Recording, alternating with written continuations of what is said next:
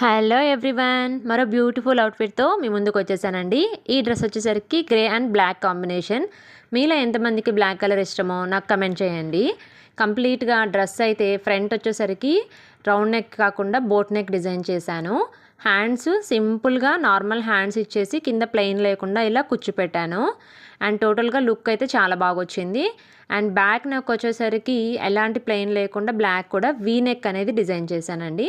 V neck అంటే చాలా బాగుంటుంది కాబట్టి డిజైన్ చేశాను. అండ్ టోటల్ ఓవరాల్ లుక్ అయితే నాకు చాలా బాగా అనిపించింది.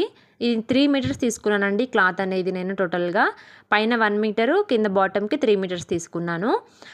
కంప్లీట్గా లుక్ అయితే దుపటాతో అయితే నాకు చాలా బాగా అనిపించింది.